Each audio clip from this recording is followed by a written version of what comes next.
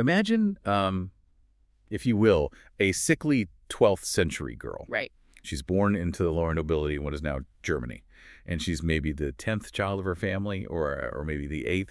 The records are a bit fuzzy. But because she's so physically frail, her parents just give her away to the church as an oblate. Yeah, an oblate, which essentially means she was a child offered to a monastery. Dedicated entirely to religion before she even had a say in the matter.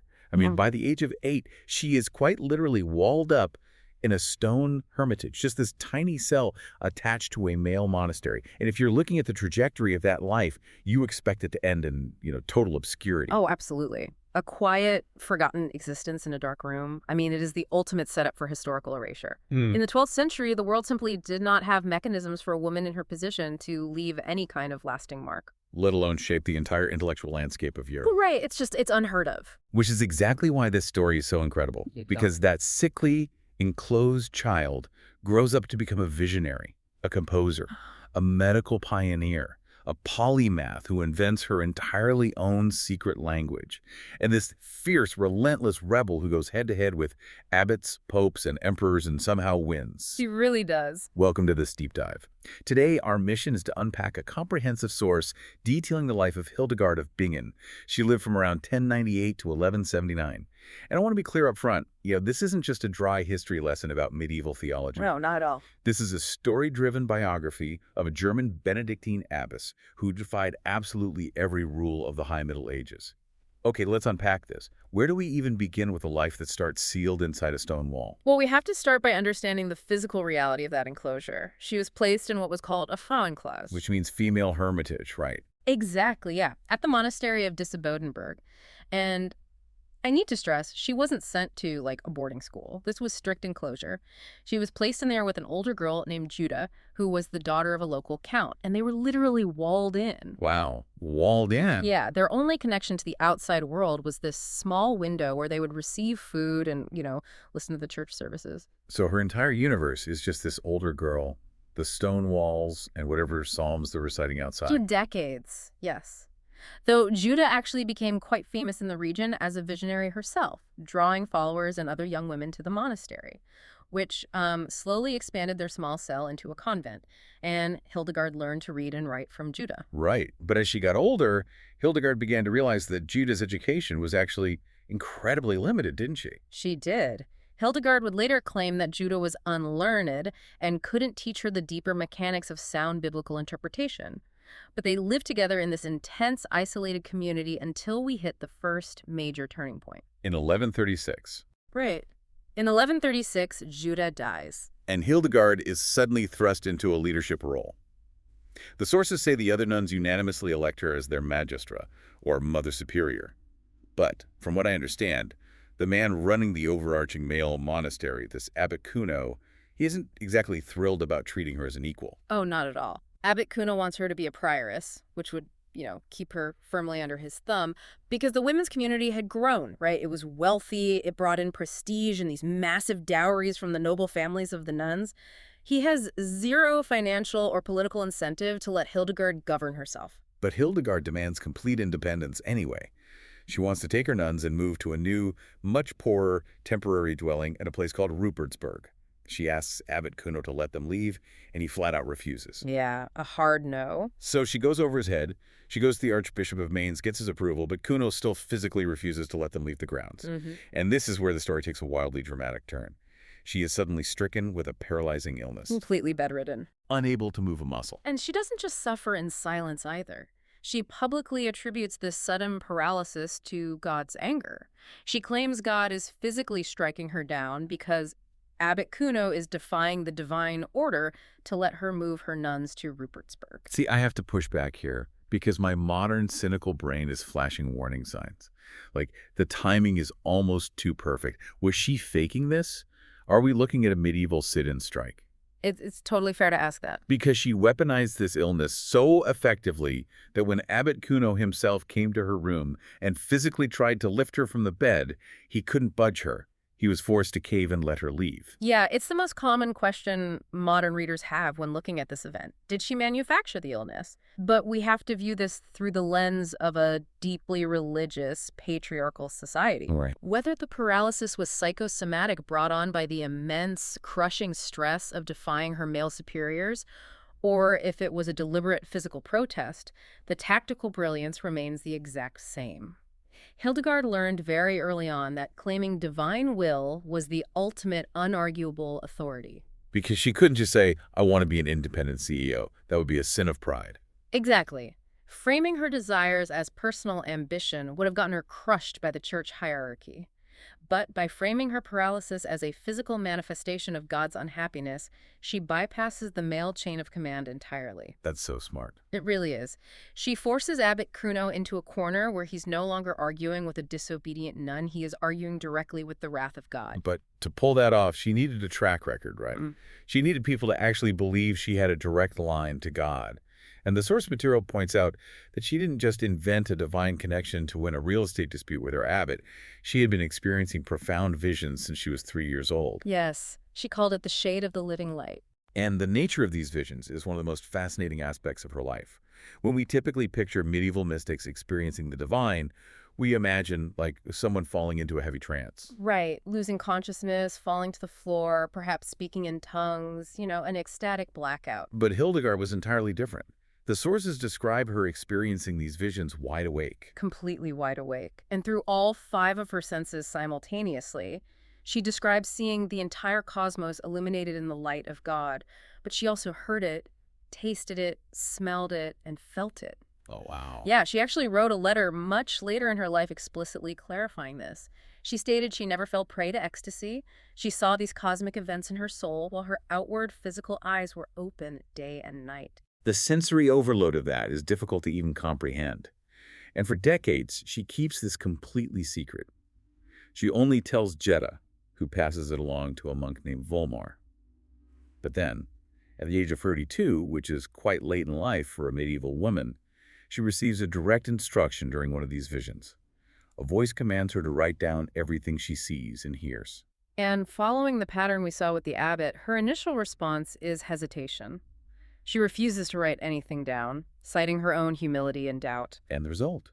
She falls violently ill again. She's laid low upon a bed of sickness until she finally yields to the command. Exactly. So when she finally gives in, she spends the next 10 years writing her first massive visionary work, Sibyl. Which translates to know the ways. Right. But writing a book of divine revelations is incredibly dangerous for a 12th century woman. If she's wrong, or if the wrong bishop reads it, she's a rogue nun committing heresy. And this is so crucial. If we connect this to the bigger picture, she desperately needs validation. And she gets it at the Synod of Trier, which was a major church council held between 1147 and 1148. Pope Eugenius III is there. He hears rumors of her writings, and portions of her uncompleted manuscript are actually read aloud to him. And the Pope actually endorses it. He officially approves her visions as authentic revelations from the Holy Spirit, and he sends her a letter of blessing. That has to be the ultimate medieval shield. Oh, it was an impenetrable armor. By securing papal approval, she solved the biggest problem facing any intelligent woman of her era. Throughout her writing, she constantly referred to herself as a weak, unlearned woman. I noticed that. Yeah, but that was a brilliant rhetorical maneuver. Because it made her the perfect empty vessel. Yes. She bypassed the need for formal theological training. The church called that biblical exegesis the rigorous, scholarly analysis of Scripture. Which women were forbidden from doing. Exactly. But Hildegard claims she wasn't analyzing anything. She was merely a frail, empty conduit for the voice of the divine. Because she was so weak, the immense complexity of her theological writings could only be explained by God speaking through her. It gave her the unassailable authority to speak, write, and teach openly. So she has her independence at the new monastery at Rupertsberg, she has the Pope's absolute protection, and she has this conduit to the divine. And this is where her creative output just explodes into areas you wouldn't expect. I mean, she doesn't just write theology. She realizes she needs a way for her nuns to physically experience the harmony she's seeing in her visions, and that leads to her music. Her musical legacy is staggering. There are more surviving chants composed by Hildegard than by any other composer from the entire Middle Ages. Wait, really? Any composer? Any composer. We have 69 compositions, all featuring her own original poetic texts. And I was looking at the descriptions of her music in the source material, and it wasn't standard monastic singing. Her music is described as highly melismatic. Yes. And for anyone unfamiliar with the term, melismatic singing means taking a single syllable of text and stretching it over a massive soaring sequence of different notes. She was pushing the absolute boundaries of how high and low a human voice could reach during a standard church service. She was demanding incredible vocal gymnastics from her nuns, and the crown jewel of her musical output is the Ordo Virtutum, or the Play of the Virtues, which she composed around 1151.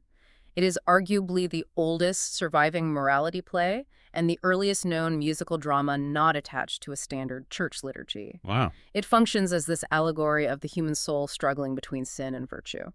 And I read a detail about the characters in this play that completely stopped me in my tracks. The characters represent the virtues, the patriarchs, the prophets, and the human soul itself. And they all sing these beautiful, complex, single melody lines, what we call monophonic plain chant. But there was one character who never sings, the devil. Right. His part is entirely spoken or shouted. Why strip the devil of music? Well, that decision goes straight to the core of how she viewed the universe. To Hildegard, music was not just entertainment or decoration. Music was the literal sound of the divine. It was the echo of the perfect harmony that existed in heaven before the fall of Adam and Eve.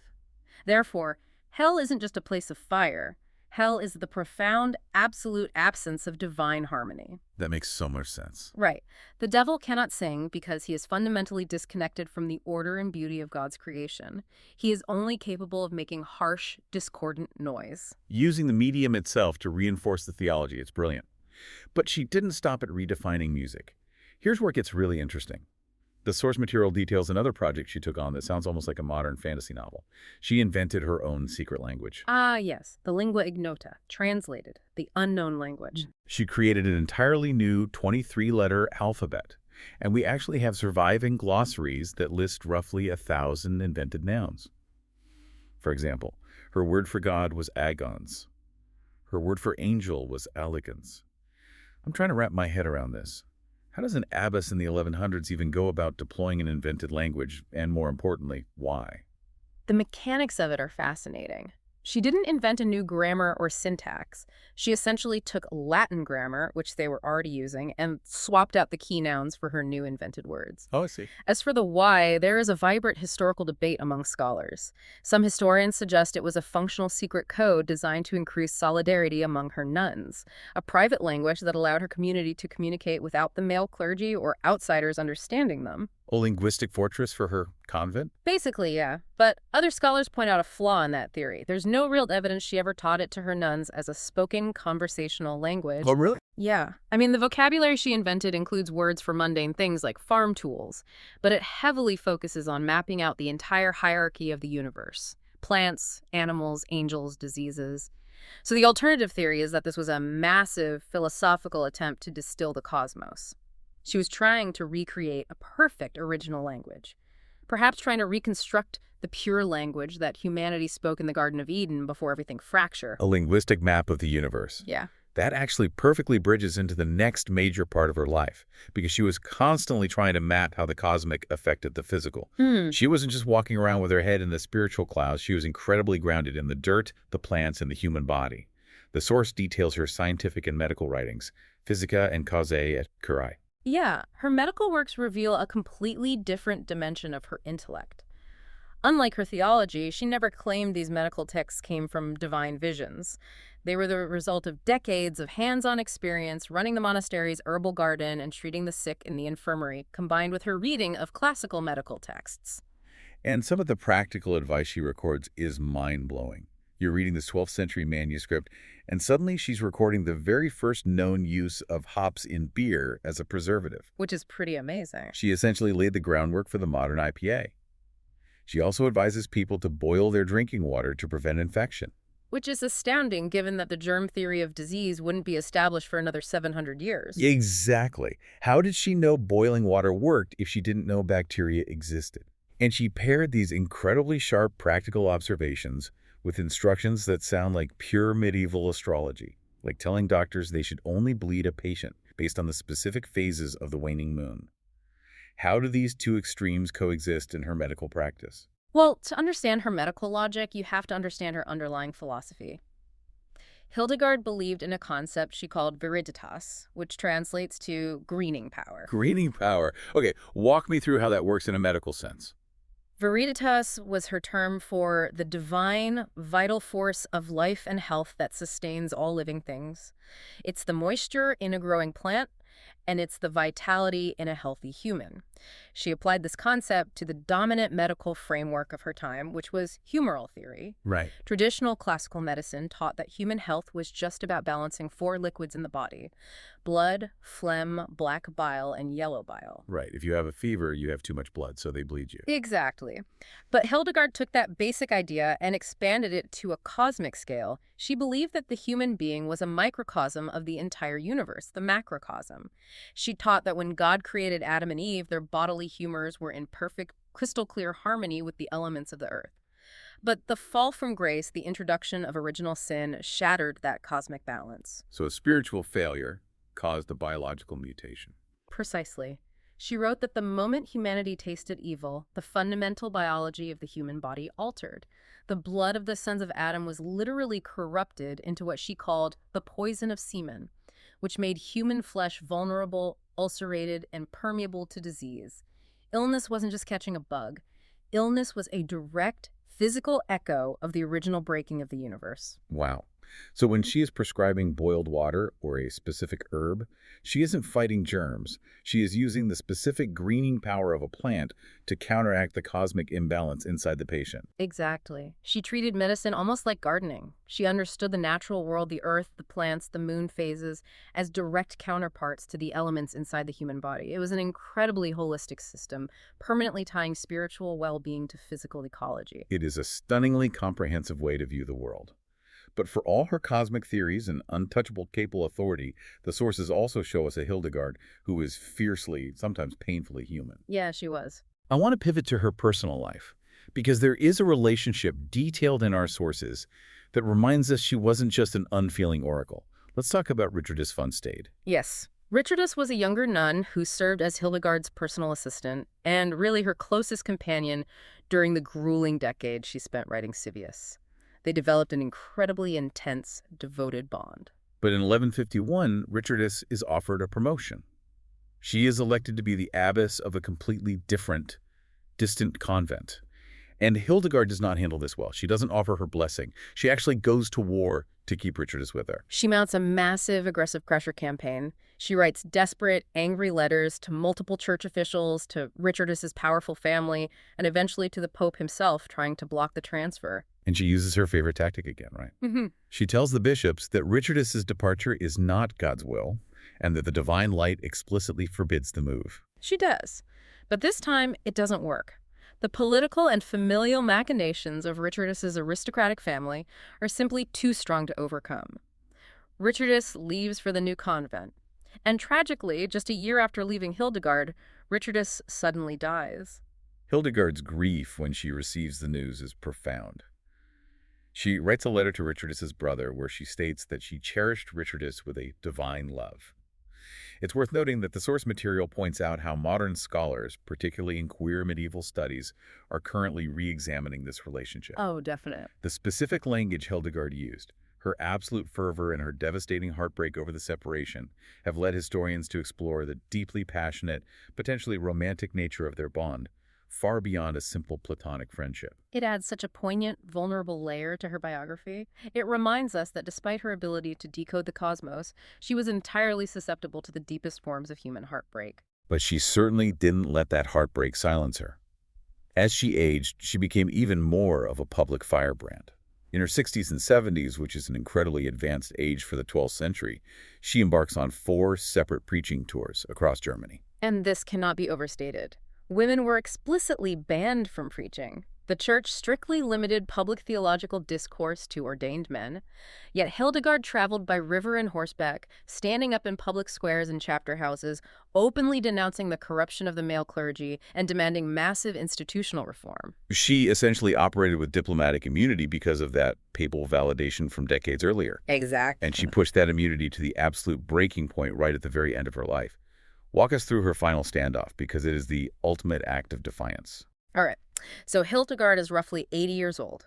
A nobleman dies and is buried in the sacred ground of her convent cemetery at Rupertsberg. Shortly after, the powerful male clergy of Mainz discover that this man had previously been excommunicated by the Catholic Church. And under church law, an excommunicated person cannot be buried in holy ground.